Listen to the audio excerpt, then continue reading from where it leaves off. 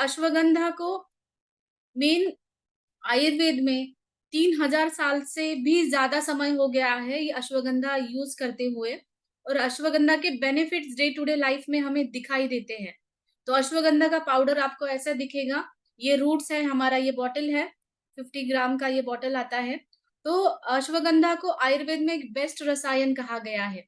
तो मेनली ये इम्यूनिटी के लिए है। रसायन का मीनिंग मैंने आमलकी के वक्त भी बताया था कि रसायन होता क्या है। रसायन ऐसी चीज होती है जो हमारे सप्त धातु रस रक्त मांस मेद अस्थि मज्जा शुक्र ये सप्त धातु के ऊपर काम करे उसको हम रसायन कहते हैं।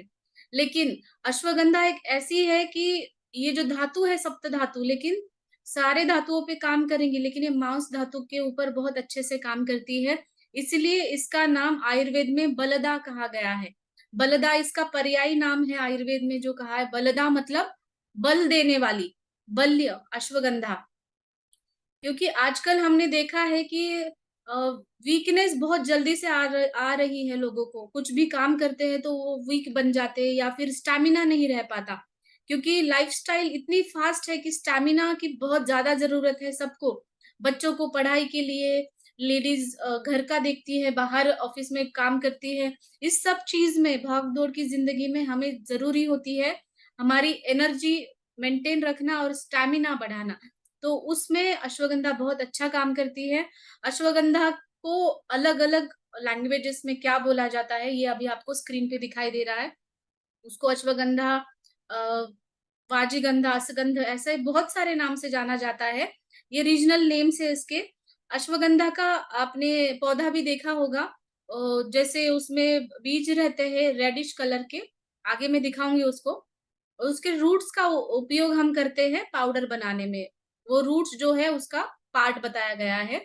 तो आप सभी लोग अभी नोट्स बनाएँ ये जो मैं बता रही हूँ क्योंकि नोट्स बहुत काम आते हैं। अभी आपको ऐसा लगेगा कि मतलब नोट्स इम्पोर्टेंट नहीं है, लेकिन जब आपको उसकी ज़रूरत होती है, अगर आप कुछ पॉइंट्स भी पढ़ लेते हो ना, तो आपको सामने वाले को बताने के लिए और आपको खुद को भी यूज़ करने के लिए बहुत अच्छी बात है। तो सब लोग पेन और पेपर लेके बैठ जाएँ, ओके?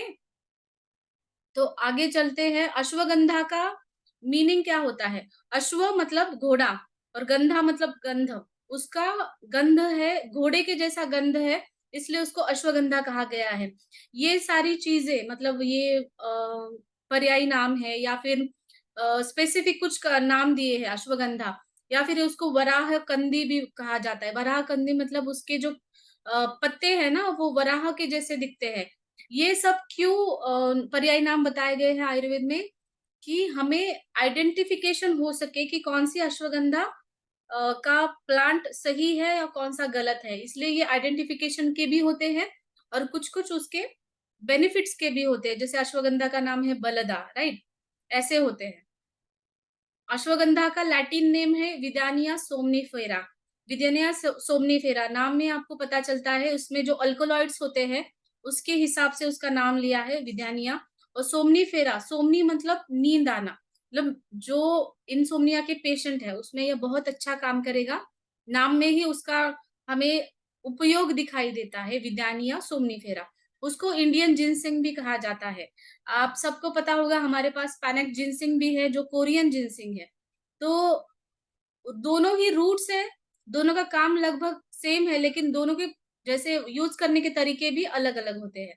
तो ये इंडियन जिनसिंग है हम आयुर्वेद में सालों से इसको यूज़ करते आ रहे हैं, इम्यूनो मॉड्यूलेटरी के हिसाब से। जैसे इम्यूनिटी बढ़ाने के लिए है और रिजुविनेशन के लिए, एंटी एजिंग कहा गया है। रसायन है मतलब एंटी एजिंग जो आपको एजिंग जो है कम कर देगा, उसको एंटी एजिंग कहते हैं। पर्टिकुलरली ये नेचुरल किलर सेल्स जो है बॉडी के अंदर वो बूस्ट करती है। तो नेचुरल किलर सेल क्या है और कैसे बूस्ट करती है, मैं वो आपको आगे के सेशन में बताऊँगी। मेरे स्लाइड्स आगे के स्लाइड में उसका वर्णन किया गया है पूरा, मैं वो उसको मैं बता दूँगी एनके सेल्स होते कैसे हैं। तो ये आयुर्वेद देखिए अश्वगंधा का पौधा ऐसा दिखता है, आप लोगों ने बहुत बार देखा भी होगा अश्वगंधा का पौधा। इसके बीज जो है वो रेडिश कलर के होते हैं इसके पत्ते और मेनली उसके रूट्स जो है वो हम यूज करते हैं एज अ मेडिसिनल प्रॉपर्टीज। ये आपको श्लोक दिख रहा है संस्कृत में है ये भाव प्रकाश निघंटु का श्लोक है। ये बहुत ही पुराना ग्रंथ है जिसमें हमें आयुर्वेद के जो हर्ब्स हैं, हमारे जो सिंगल हर्ब्स है, उसके बारे में, प्रॉपर्टीज के बारे में बताया गया है। तो ये श्लोक मैं आपको इसलिए बता रही हूँ क्योंकि अगर आप ये श्लोक के अर्थ समझ ले तो आपको ये पता चलेगा कि आज तक या फिर आयुर्वेद में भी पुराने जमाने में भी ये कैसे यूज करते आ रहे थे, और जो जो बेनिफिट्स यहाँ पे बताए जाते हैं, जो आयुर्वेद संहिता में बेनिफिट्स बताए जाते हैं, वो हम डायरेक्टली यूज कर सकते हैं पेशेंट्स के अंदर। इसलिए मैं आपको श्लोक का रेफरेंस दे रही हूँ। तो इसका मीनिंग भी मैं आपको बताऊंगी। तो जैसे मैंने ये दो पहले दो लाइन्स है, उसके पर्यायी नाम के लाइन्स है। उसमें वराह करनी, वरदा, बलदा, कुष्ठगंधिनी, ये सब उसके पर्यायी नाम है। और उसके नीचे जो दिख रहा है आपको, अश्वगंधा अनिल श्लेष्मा। अनिल श्लेष्मा का अर्थ होता है, अब हमारे यहाँ 3 दोष है बॉडी के अंदर, वात, पित्त और कफ। तो वात को अनिल कहते हैं और श्लेष्मा मतलब कफ, मतलब वात और कफ दोष को रिलेटेड कोई भी डिसीजेस हो, उसके ऊपर ये काम करेंगी। अनिल श्लेष्मा। श्वित्र शोथ, श्वित्र का अर्थ होता है, जो उसको आप विटिलोगो कह सकते हैं, सफेद कुष्ठ जिसे कहते हैं, उसमें ये बहुत अच्छा काम करता है। शोथ का मीनिंग है स्वेलिंग, कहीं पे भी स्वेलिंग है शरीर के अंदर, सूजन है कहीं कहीं पे भी शरीर के अंदर, उसके ऊपर ये काम करेगा। क्षयापहा, क्षय मतलब हर एक धातु का क्षय हो सकता है, या फिर वीकनेस है बॉडी के अंदर, जो वीकनेस आ रही है। आयुर्वेद में हमें ये बताया कि हमारा शरीर रोज शरीरते तत्शरीर, मतलब रोज शरण होते जाता है शरीर के अंदर, मतलब क्षय होते जाता है। जो सेल्स है पुरानी, वो क्षय हो जाती है और नई सेल्स बन जाती है। तो ये जरूरी है कि हर दिन रीजनरेशन हो हमारे सेल्स का, जो भी सेल्स डिजेनरेट हुई है। तो क्षय मतलब रोज का रोज बन जाता है शरीर के अंदर, तो उसको भर मतलब रीजनरेशन के लिए हमें अश्वगंधा बहुत इंपॉर्टेंट है। बल्या रसायनी तिक्ता, इसका रस बताया गया है तिक्त, कषाय और उष्ण, अति शुक्रला। अति शुक्रला मतलब शुक्र धातु, शुक्र धातु के ऊपर अश्वगंधा का बहुत अच्छा काम है।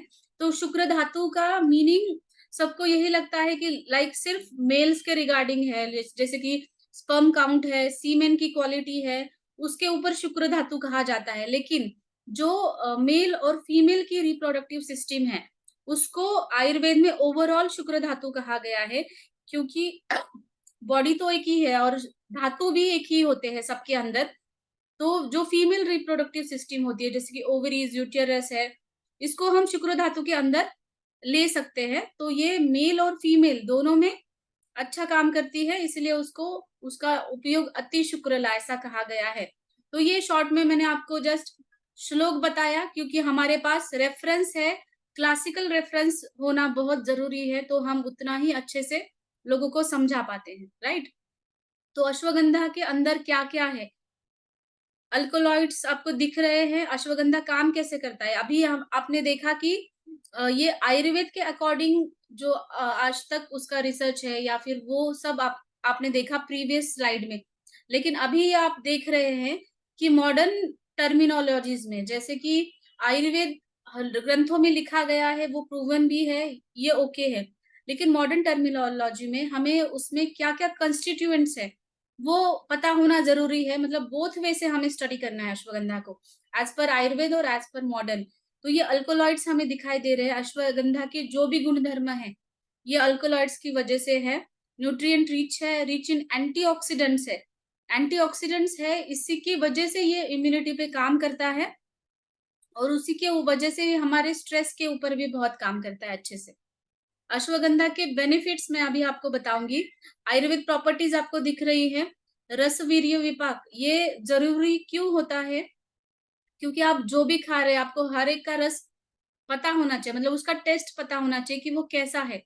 तो ये कटु तिक्त कषाय है रस इसका। इसका मतलब ये जो वात और कफ दोष, उसको ये कम करेगा। जो बढ़े हुए वात और दोष, पित्त, कफ दोष है, उसको बैलेंस करेगा। गुण में स्निग्ध गुण है इसका, इसके वजह से अगर इसके टेस्ट जैसे कसेला टेस्ट है, कड़वा टेस्ट है, फिर भी कभी कभी ऐसा लगता है कसेला कड़वा ज्यादा खाने से ड्राइनेस आ सकती है बॉडी में, लेकिन इसकी वजह से नहीं आती, क्योंकि उसकी क्वालिटीज ही स्निग्ध है, लघु है। ओके। इसका वे पोटेंसी उष्ण है, उष्ण है, लेकिन ये रसायन होने के कारण आप इसको कंबाइन करके ले सकते हो, बाकी जैसे हमारा आमलकी है, त्रिफला है उसके साथ। विपाक इसका कटु है, जैसे हमारे डाइजेशन के बाद जो रस बनता है ना, उसको विपाक कहते हैं। और इफेक्ट ऑन त्रिदोषास, अ, तीनों दोष ये बैलेंस करता है, क्योंकि ये रसायन है। जो भी रसायन की कैटेगरी में हमारे जो भी हर्ब्स है, वो तीनों दोष बैलेंस करते हैं, लेकिन स्पेसिफिकली कफ एंड वात इसके ऊपर ये बैलेंस कर अच्छे से बैलेंस करेगा, ये दोनों दोषों को। बेनिफिट्स ये स्ट्रेंथ और इम्यूनिटी के लिए बहुत अच्छी है। स्ट्रेंथ, मसल स्ट्रेंथ डायरेक्टली ये काम करती है हमारी मांसपेशी के ऊपर। मांसपेशियाँ, तो हम कह सकते हैं कि हमारा हृदय, वो जो कि मांसपेशी से बना हुआ अवयव है। अ, अगर कहा जाए गर्भाशय, अ, लेडीज में कहा जाए तो गर्भाशय भी एक मांसपेशी से बना हुआ अवयव है। जहाँ-जहाँ मांसपेशियाँ हैं, क्योंकि अगर मांसपेशियाँ आपकी अच्छे से रहती है, उसके बाद मांसपेशियाँ आपको पता है कवरिंग होती है हमारी अस्थि धातु की। अगर अस्थि धातु को प्रोटेक्ट करना है, उसको कवर करना है, तो मांस धातु अच्छे से रहना, लाइक मसल्स का स्ट्रेंथ अच्छे से रहना बहुत ज़रूरी है। अगर आपके मसल में स्ट्रेंथ होगी, उसके बाद ही आपका अस्थि धातु अच्छे से बनेगा। तो मांस धातु में टेंडॉन्स है, लिगामेंट्स है, या फिर मसल्स है, ये सारी चीज़ें उसी में आ जाती हैं। तो ये हमारे जॉइंट को भी, जैसे जॉइंट की मूवमेंट भी है ना, वो लिगामेंट्स बहुत अच्छे से करते हैं। तो लिगामेंट्स की भी हेल्थ ये बहुत अच्छे से रहती है। आपने सुना होगा कि लिगामेंट टेयर है, लिगामेंट इंजुरी है। ये कब होती है? जब उनका लिगामेंट वीक हो गया है, मतलब एक्सीडेंटल केसेस में होती है ये चीज़ें। लेकिन अगर आप हमारे मांस धातु को, मसल्स को ऑलरेडी स्ट्रेंथ मिले या बल मिले, ऐसी कुछ चीज़ें डाइट में इंक्लूड करते हो, तो कभी ऐसी चीज़ें नहीं आ जाती, जैसे कि लिगामेंट टियर है या फिर मसल इन्फ्लेमेशन है। बहुत लोगों को मसल इन्फ्लेमेशन होता है, सूजन है, दिखाई देती है, मसल क्रैम्प्स आते हैं। तो ये चीज़ें जो हैं, वो अश्वगंधा कम करेगी। एंटी एजिंग कहा गया है। एंटी एजिंग रसायन है, इसलिए एंटी एजिंग काम करता है। लाइफ एक्सपेक्टेंसी इम्प्रूव करता है, क्योंकि ये हमारा डीजेनरेशन जो हो रहा है वो कम करता है। लाइक जैसे हमारे ये नर्व्स के ऊपर काम करता है। नर्व्स, अगर हमारी सेंसेशन और न्यूरोट्रांसमीटर्स अच्छे से काम करे, तो हमारी लाइफ एक्सपेक्टेंसी भी अच्छी होती है। और हमारे ओवरऑल जो भी ऑर्गन्स है, वाइटल ऑर्गन्स जिसे कहते हैं, वो अच्छे से काम करते हैं। ब्रेन है, या फिर हार्ट है, उसके ऊपर ये अच्छे से काम करेगा, क्योंकि नर्व्स के ऊपर काम करता है। डिस्मेनोरिया मतलब जिनको भी पीरियड्स में तकलीफ होती है, बहुत ज़्यादा क्रैम्प्स आते हैं पेट के अंदर, तो उनको ये बहुत अच्छा काम करेगा अश्वगंधा। मसल वास्टिंग, कभी-कभी क्या होता है कि डायबिटीज़ पेशेंट में, या फिर जिनको ट्यूबरक्यूलोसिस है, ट्यूबरक्यूलोसिस के पेशेंट में, या फिर अस्थमा पेशेंट है, ऐसे पेशेंट्स में, और कभी-कभी वात प्रकृति के भी जो पेशेंट्स हैं, जो दुबले-पतले पेशेंट्स होते हैं, तो उनमें भी मसल वास्टिंग दिखाई देती है। मसल वास्टिंग मतलब उनकी बोन्स एक साइड में और मसल एकदम अलग से दिखाई देती है, तो उसको मसल वास्टिंग कहते हैं। उसमें मसल का स्ट्रेंथ भी कम होता है, मतलब उनके हाथों की स्ट्रेंथ कम होती है, पैरों की स्ट्रेंथ कम होती है। डायबिटीज़ का ये कॉम्प्लिकेशन करके कहा गया है मसल वास्टिंग होना। आपने देखा होगा कि डायबिटीज़ पेशेंट को धीरे-धीरे जाके वीकनेस आने लगता है। जैसे कि कुछ भी मुश्किल काम या फिर कुछ भी ओवर एक्सर्शन वो नहीं कर पाते हैं।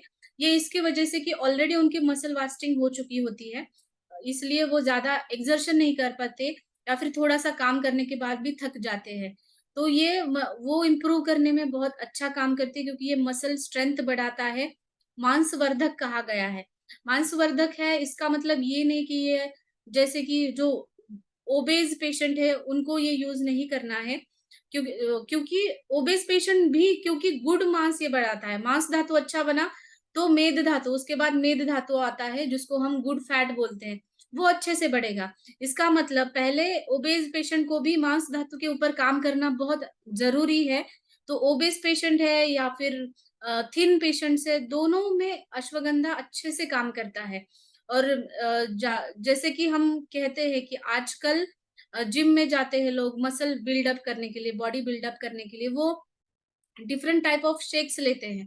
तो उसमें अगर आप अश्वगंधा इंक्लूड करते हो, तो आपको दूसरे different type of shakes include करने की ज़रूरत नहीं होती। बच्चों में भी आप ये दे सकते हो एज़ अ हेल्दी टॉनिक। रोज़ अगर कुछ हेल्दी टॉनिक देना है विदाउट एनी साइड इफेक्ट तो आप ये इंक्लूड कर सकते हो। ल्यूकोडर्मा के ऊपर ये काम करता है, जैसे मैंने श्लोक में बताया, श्वित्र के ऊपर काम करेगा ये, वैसा ही सेम विटिलिगो जिसको सफ़ेद दाग कहते हैं, उसके ऊपर काम करता है। Neurological and neuromuscular disorders, Parkinson's disease है, अल्ज़ाइमर्स डिसीज़ है, मेमोरी लॉस है, स्मृति भ्रंश जिसे कहते हैं, एपिलेप्टिक पेशेंट्स रहते हैं। ऐसे पेशेंट्स में हम ये यूज़ कर सकते हैं। कभी-कभी मेमोरी लॉस दिखाई देता है, ज़्यादा सडन कुछ शॉकिंग अटैक होता है, तभी भी दिखता है। उनमें भी ये बहुत अच्छा काम करता है। एंटी हेलमिंथिक मतलब जो कृमि है, पेट के अंदर जो कृमि बढ़ते हैं, उसके अंदर ये अच्छा काम करेगा। कृमि ऐसा नहीं कि बच्चों में ही दिखाई देते हैं, बड़ों में भी कृमि की फ्रीक्वेंसी है वो ज़्यादा रहती है क्योंकि डाइट अच्छे से नहीं रह पाता। तो ये कृमिघ्न है इसलिए हमारा डाइजेशन भी बहुत अच्छे से करेगा। लिगामेंट, बोन इंजरी में ये कैसे काम करता है, मांस और मेद धातु अच्छा बना के ये काम करेगा। तो ये इसके बेनिफिट्स हैं। इसको एडाप्टोजेन कहा गया है। एडाप्टोजेन मतलब क्या होता है? एक ऐसा क्वालिटी होती है एडाप्टोजेन मतलब जो भी हमारे अंदर के जो स्ट्रेसर्स है, स्ट्रेस अ, हो रहा है, तो उसकी हमारे शरीर का पेशेंस बढ़ाता है वो स्ट्रेस एडॉप्ट करने के लिए। तो ये अगर स्ट्रेस कोई भी होता है, अगर बाहर का एक्सटर्नल स्ट्रेस है या फिर इंटरनल स्ट्रेस है, जो फिजिकल एक्टिविटीज़ हो रही हैं बॉडी के अंदर, उसके रिलेटेड भी जो स्ट्रेसर्स हो रहे हैं, जैसे कि हार्मोनल इम्बैलेंस दिखता है लेडीज़ के अंदर या फिर कुछ भी ऐसा स्ट्रेस की चीज़ें हो रही है हमारे आस-पास वर्क लाइफ में या फिर कहीं पे भी स्ट्रेस हो रहा है, तो वो स्ट्रेस हमारी बॉडी को इतना स्ट्रॉन्ग बनाता है कि उस स्ट्रेस का इफ़ेक्ट हमारे नर्व्स पे नहीं हो जाता या फिर हमारे हार्ट पे भी नहीं होता। तो इसको एडाप्टोजेन कहा कहा जाता है। तो ये बहुत अच्छा एडाप्टोजेनिक प्रॉपर्टीज़ आती है, इसकी वजह से ये स्ट्रेस, एंग्ज़ायटी, डिप्रेशन में बहुत अच्छा काम करता है अश्वगंधा।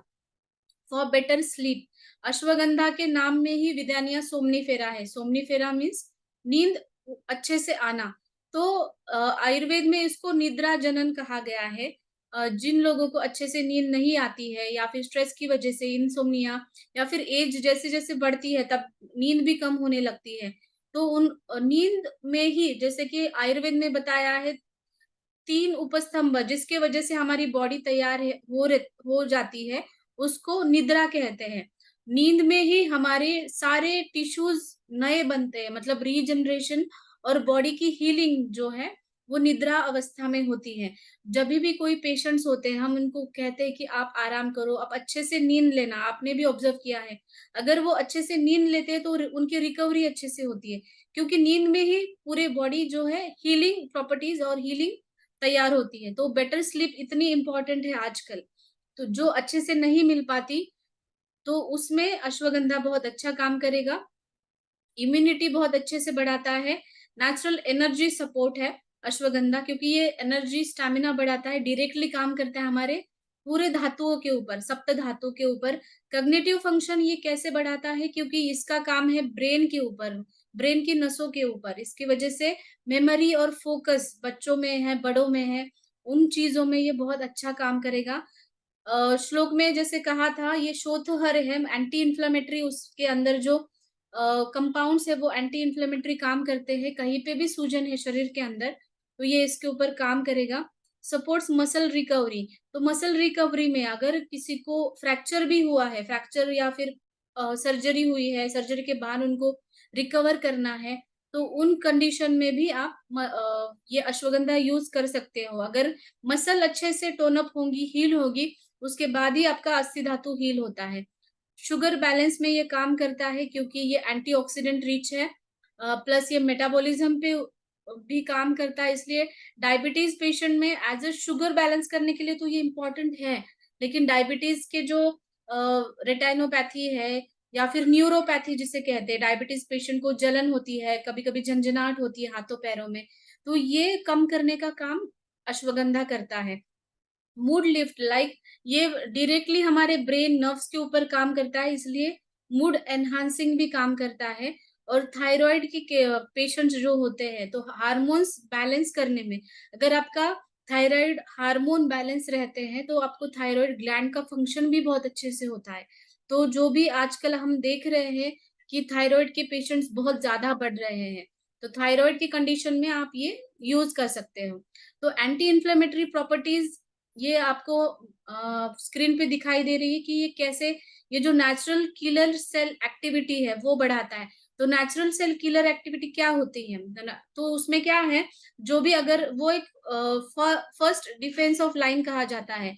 अगर किसी बैक्टीरिया, वायरस ने शरीर के ऊपर अटैक किया, तो पहला ये काम करते हैं हमारे नेचुरल किलर सेल्स काम करते हैं, जिसमें हमारे डब्ल्यूबीसीज़ होते हैं, लिम्फोसाइट्स होते हैं।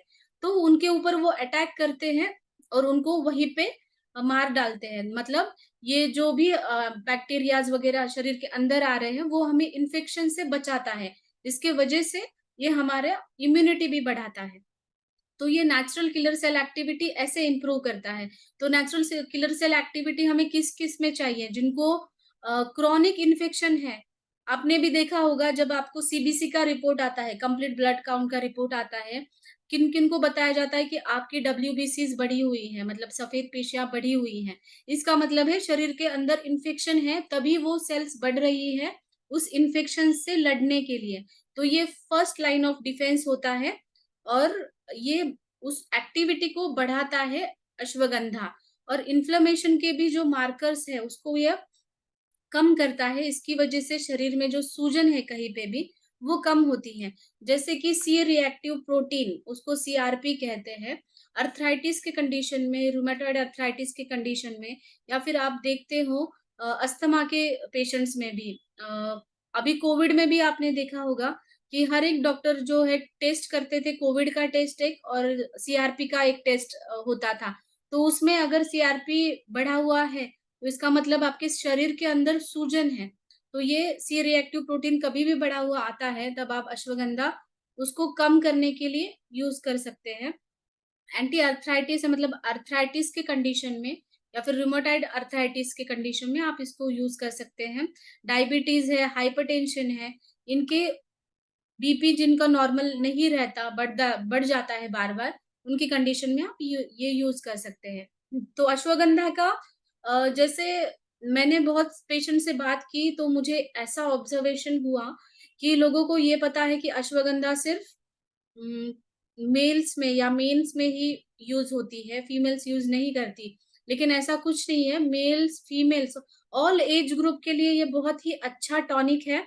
तो ऑल एज ग्रुप वाले लोग इसको यूज़ कर सकते हैं। तो हर एक एज ग्रुप में ये कैसा काम करता है, ये मैंने आपके साथ अभी शेयर किया है।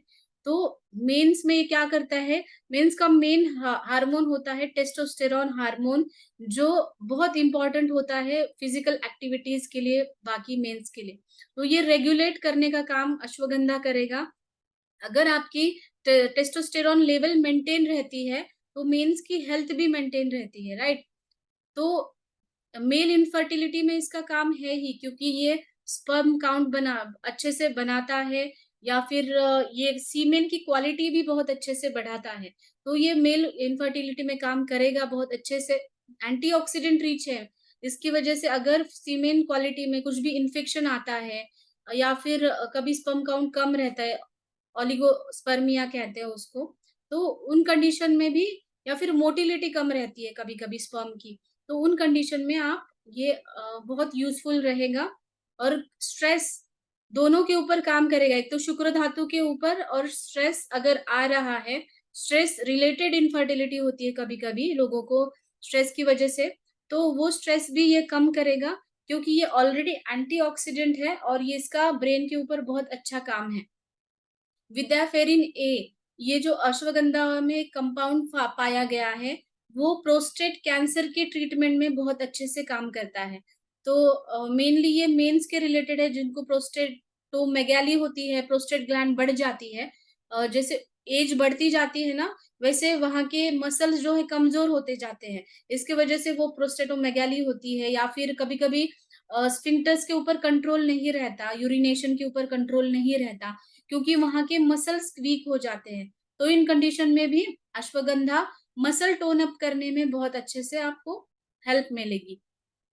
तो ये लेडीज़ में कैसे काम करती है, वुमेन्स में बहुत इम्पोर्टेंट है क्योंकि वुमेन्स की ओवरऑल हेल्थ डिपेंड होती है उनके हार्मोन्स के ऊपर। क्योंकि हार्मोनल इम्बैलेंस उनका पूरे मंथ में इतना डिस्टर्ब हो जाता है, कभी एस्ट्रोजन कम होता है, कभी प्रोजेस्टेरोन की ज़रूरत होती है। तो ये अच्छे से हार्मोन्स सीक्रेट होना बहुत इम्पोर्टेंट है।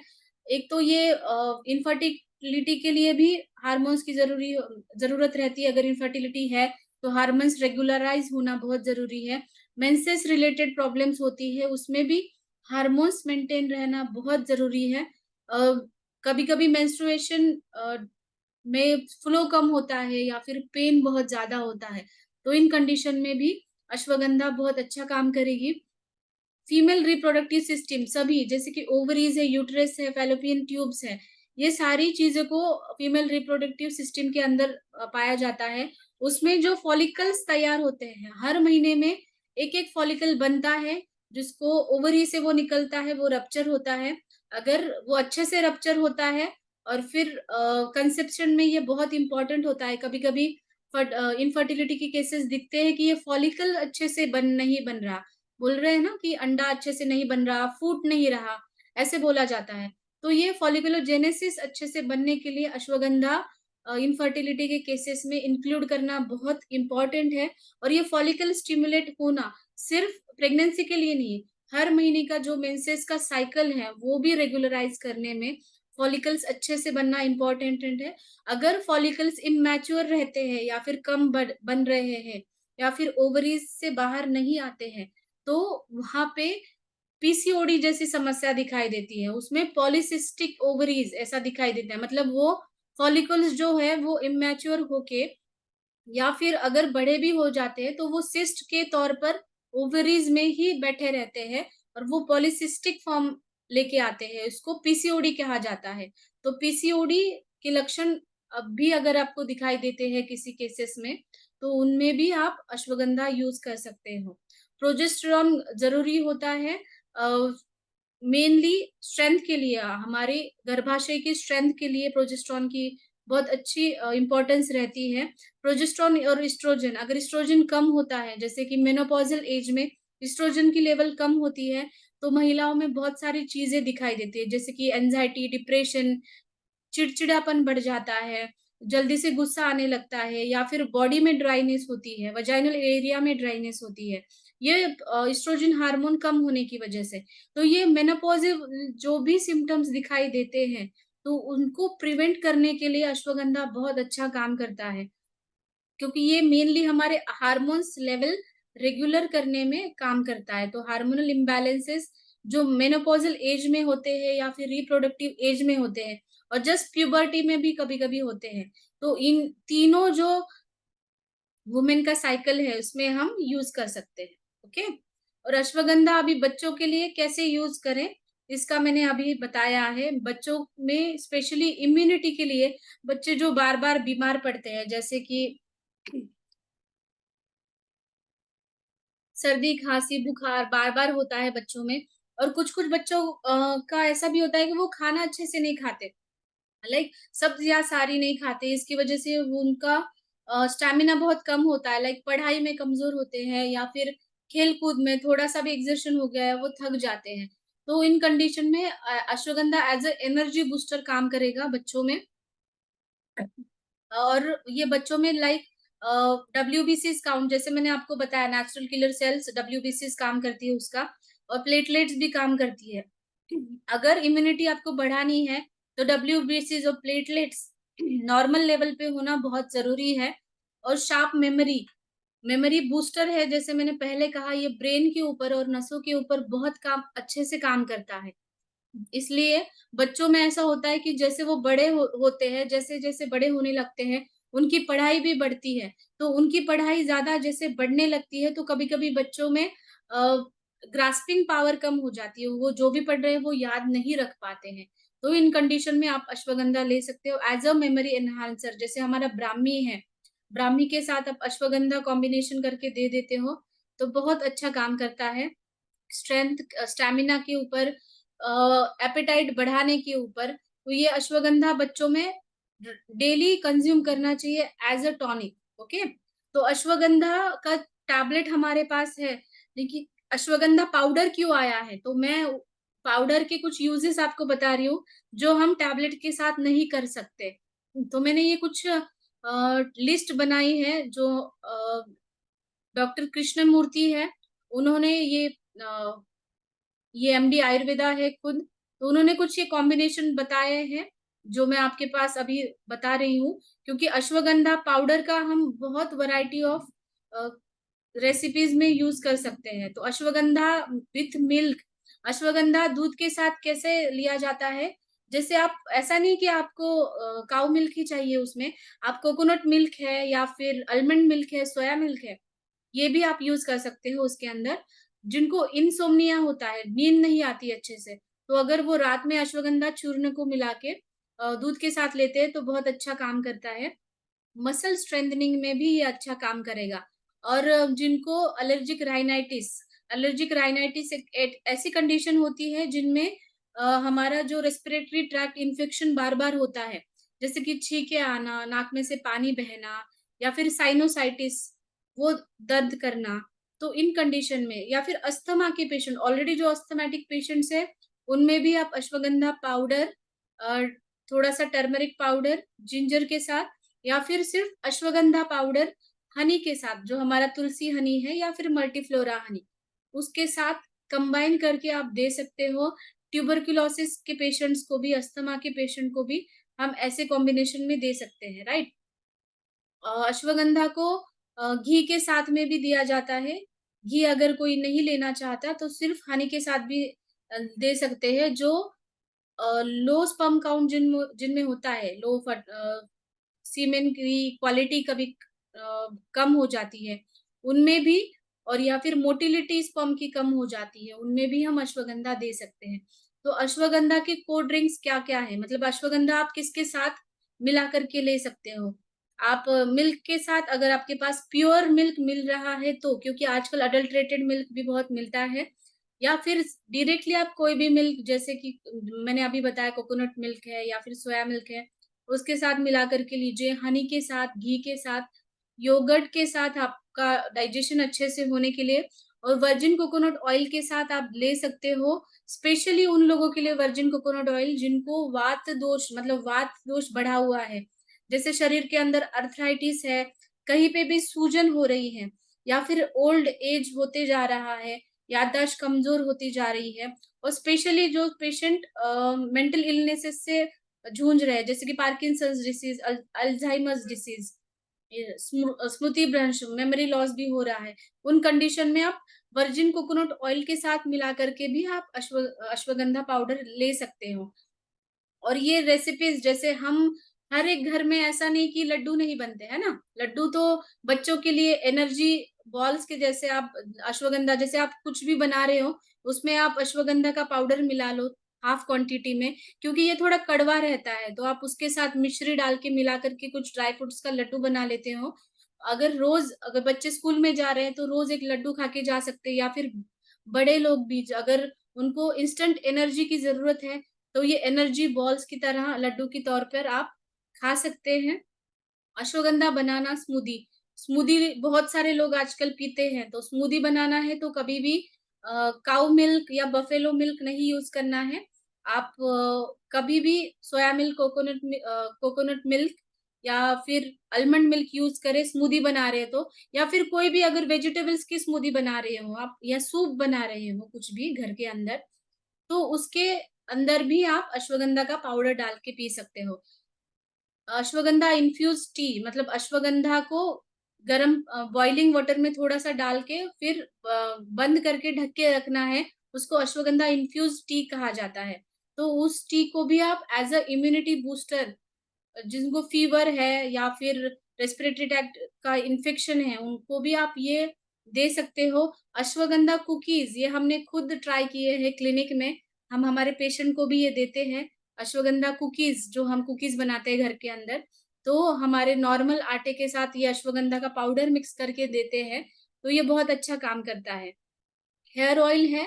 और दूसरी एक बात है कि अश्वगंधा जो मसल वास्टिंग बच्चों में, अ, जो मसाज होती है छोटे बच्चों की, कभी-कभी मसल्स कमज़ोरी की वजह से भी अगर अश्वगंधा का ऑयल आपने बना लिया और उससे उनके मसल्स को मसाज किया, ओवरऑल बॉडी को मसाज किया या फिर बड़ों में भी अगर ऑयल बना के वो अश्वगंधा तेल बन जाता है।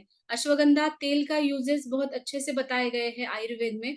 ये वात दोष कम करता है और जहाँ-जहाँ भी डिजनरेशन है, लाइक घुटनों में आवाज़ें आने लगी है, घुटने में दर्द हो रहा है या फिर एनीमिक कंडीशन में जिनको खून की कमी होती है, उन कंडीशंस में मसल्स क्रैम्प्स आने लगते हैं। तो उनको भी अश्वगंधा ऑयल अगर लोकली अप्लाई किया, आप नहाने से पहले अप्लाई करो, उसके बाद हॉट फर्मेंटेशन गर्म पानी उसके ऊपर डाल के हॉट फर्मेंटेशन कर सकते हो या फिर हॉट एयर बैग से आप भी हॉट फर्मेंटेशन कर सकते हो। दूसरी बात है, अगर आप सोने से पहले उसको लगा लेते हो, तो वो पूरी रात ऑयल एब्सॉर्ब होगा। सबको पता है कि ऑयल जो है वो वात दोष को कम करता है और अश्वगंधा हमने ऊपर ऐड कर दिया उसके अंदर, तो ये ओवरऑल हमारी जो भी कंडीशंस है उसमें बहुत अच्छे से इम्प्रूव करेगा। तो आप इसको गैनो मसाज ऑयल के साथ मिला करके भी यूज़ कर सकते हो। ये स्ट्रेंथनिंग देगा आपके मसल्स को और बॉडी को। तो गैनो मसाज ऑयल फिर आधा और अश्वगंधा ऑयल और ब्राह्मी ऑयल जैसे मैंने बाकी आंवले के ऑयल का भी बताया था और आगे हमें उसके अकॉर्डिंग ब्राह्मी ऑयल भी बना सकते हैं। मैं वो ब्राह्मी के सेशन के दौरान मैं आपको वो बता दूँगी। तो ashwagandha for every life stage मैंने अभी बताया मेन वुमेन या ओल्ड एज में कैसे ये यूज़ करना है। तो ये अश्वगंधा के यूजेस एथलेटिक्स कर सकते हैं, बच्चे कर सकते हैं, एल्डरली पीपल कर सकते हैं। तो अश्वगंधा टैबलेट होके भी पाउडर क्यों आया है? क्योंकि हम इसको बहुत सारे तरीकों से यूज़ कर सकते हैं, ओके?